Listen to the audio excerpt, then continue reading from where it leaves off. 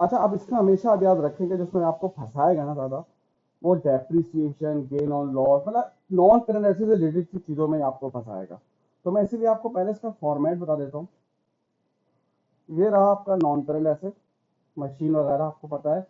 Opening इधर आती है, क्लोजिंग इधर आती है, डिस्पोजल इधर आती है, और जो कैश परचेज करते हैं वो इधर आता है।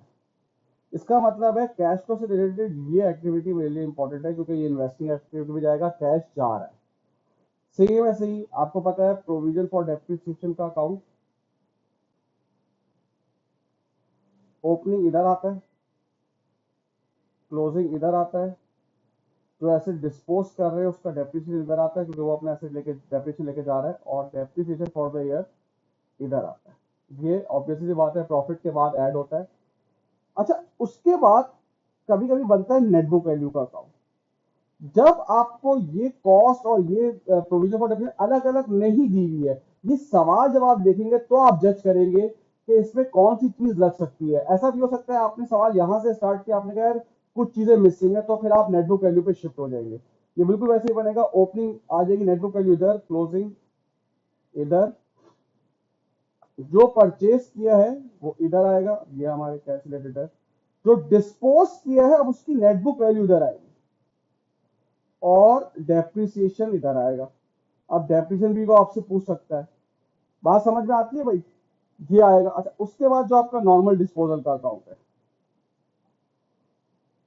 नॉन करंट एसेट इधर आता है, डेप्रिसिएशन इधर आता है, कैश इधर आता है। आप देखो ये हमारे लिए रेलेवेंट हो जाएगा। इधर लॉस कभी, बस ये पता होना चाहिए, और इधर प्रॉफिट, क्योंकि वो कभी भी मिसिंग फील दे देगा इन्हीं में से। ठीक है, अब मैं स्टार्ट करता हूँ।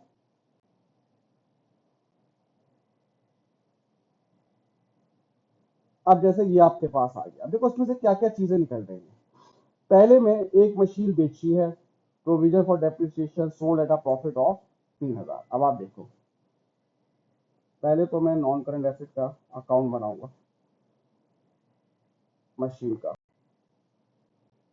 ओपनिंग ये रहा 1 लाख, क्लोजिंग 1,50,000।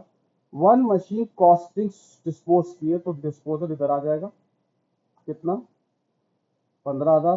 तो इसका मतलब है आपने जो परचेज किया है वो ये मिसिंग फिगर हो जाएगा, देखा। इस तरीके से वो आपको मिसिंग फिगर देता है 65,000।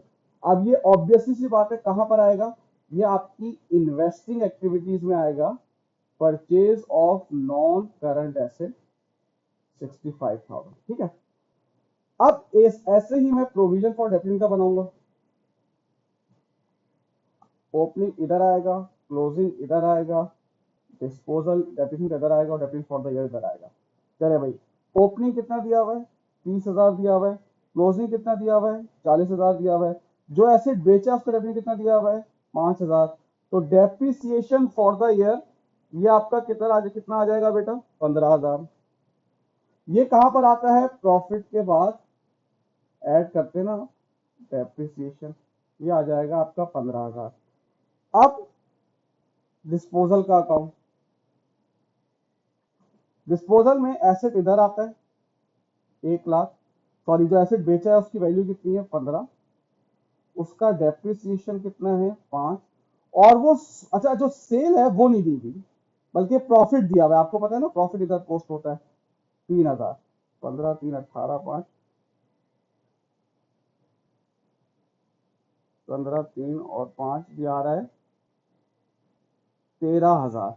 तो ये जो सेल किया है ये इन्वेस्टिंग में आ जाएगा, sale of non current asset. तो 13,000 का सेल किया है, तो पैसा आपके पास आ रहा है। अच्छा, इसमें एक चीज हमने मिस कर दी, ये है प्रॉफिट ऑन डिस्पोजल। आपको पता है प्रॉफिट ऑन डिस्पोजल लेस होता है गेन ऑन डिस्पोजल, उसके बाद 3,000। ठीक है भाई। अब एक और, अब ये आपका देखो, अब ये आपका सवाल, अब इसमें सिर्फ डायरेक्ट आपको मशीन दी हुई है, कोई ओपनिंग वो non current asset, cost, provision for depreciation नहीं दी हुई। तो इसका मतलब क्या होता है कि अब नेट बुक वैल्यू का अकाउंट बनेगा। जी, अब नेट बुक वैल्यू का अकाउंट देखते हैं भाई। नेट बुक वैल्यू, क्योंकि कॉस्ट है वो अलग से नहीं दी गई है। ओपनिंग ये रहा 50,000, क्लोजिंग 38,000, मशीन कॉस्ट और वो सोल्ड की है, तो इसका मतलब है डिस्पोजल का नेट बुक वैल्यू आ जाएगी। डिस्पोजल की नेट बुक वैल्यू कितनी है, कॉस्ट में से आप डेप्रिसिएशन माइनस करेंगे तो उसकी नेट बुक वैल्यू आ जाएगी, जो कि आ रही है 15,000। ठीक है, मशीन परचेज की है, इसमें तो ऑब्वियसली बात है डायरेक्ट कॉस्ट आ जाएगी क्योंकि उसका कोई डेप्रिसिएशन लगा हुआ होगा। तो इसका मतलब है यहाँ पे मिसिंग फिगर आ गई डेप्रिसिएशन। मिसिंग फिगर आपकी डेप्रिसिएशन आ गई 17,000। डेप्रिसिएशन कहाँ जाता है बेटा, ऑपरेटिंग प्रॉफिट के बाद हम ऐड कर देते हैं डेप्रिसिएशन। कितना, 17,000। अब सेल की है ना, तो गेन और लॉस भी आएगा। मशीन जो बेची है उसकी कॉस्ट 25,000, उसका डेप्रिसिएशन 10,000, सेल कितने की है 8,000, तो गेन है या लॉस है, ये लॉस हो गया 7,000 का। तो यहां पर लॉस ऑन डिस्पोजल आपको पता है ऐड होता है, उल्टा चलता है ऊपर 7,000, और आपने बेचा कितने का है 8,000। तो इन्वेस्टिंग एक्टिविटीज में sale of non current asset आ जाएगा, कितना आ जाएगा भाई, सेल कितने का किया 8,000। ठीक है भाई। अब कुछ दफा ऐसे ही बिल्कुल सिंपल सा भी आ गया, देखें ये आपके सामने सिंपल सा है। अब क्या करेंगे आप, ये अकाउंट बनाए मशीन का, ओपनिंग कितना दिया हुआ है 1,00,000, क्लोजिंग कितना दिया हुआ है 50,000, डिस्पोजल नहीं दिया हुआ, इसका मतलब है आपने मशीन कितने की परचेज की होगी 50,000। तो इन्वेस्टिंग में आ जाएगा purchase of non current asset machine 50,000 पैसा जा रहा है। फिर प्रोविजन फॉर डेप्रिसिएशन का देंगे बिल्कुल सिंपल सा, ओपनिंग कितना दिया हुआ है आपके पास 50,000, क्लोजिंग कितना दिया हुआ है आपके पास 80,000, कोई डिस्पोजल नहीं है तो कोई नहीं आएगा, तो डेप्रिसिएशन फॉर द ईयर कितना आ जाएगा 30,000।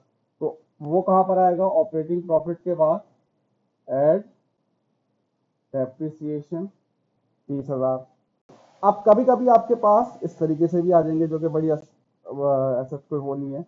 सबसे पहली बात है डेप्रिसिएशन फॉर द ईयर आपको दिया हुआ है, तो प्रॉफिट के बाद आप ऐड कर दोगे डेप्रिसिएशन फॉर द ईयर, कितना 200। फिर आपके पास ये परचेज दिया हुआ है जो सिंपल दिए हुए हैं, तो आप इन्वेस्टिंग एक्टिविटीज में नॉन करंट एसेट जो परचेज किया है वो कितने का किया है 302 पैसा जा रहा है ना, परचेज किया है। फिर proceed from the sale of non current asset, non current asset कितने का बेचा है, plant and machinery, sale of non current asset plant and machinery, वो कितने का दिया हुआ है भाई 10। अब जाहिर सी बात है आपने बेचा है तो या तो गेन हुआ होगा या लॉस हुआ होगा, तो उसके लिए हमें डिस्पोजल का अकाउंट बनाएंगे। जो एसेट बेचा है उसकी कॉस्ट, देखिए ये कॉस्ट का शेड्यूल है ना, यहां से लेके यहां तक का डिस्पोजल, उसकी कॉस्ट कितनी है प्लांट एंड मशीनरी की, और जो डिस्पोज किया है उसका डेप्थ कितना है 30, बेचा कितने का है ये रहा 30-40। तो इसका मतलब क्या है, आपको गेन आया है 5 का, तो गेन ऑन डिस्पोजल आप लेस कर देते हो यहां पर। अब इस तरह से क्या होगा कि आपकी अच्छी खासी जो एडजस्टमेंट्स हैं वो इनसे रिलेट करके अगर आप करेंगे तो इंशाल्लाह 70% से अबव आपकी एडजस्टमेंट हो जाएंगी। ठीक है बेटा, थैंक यू।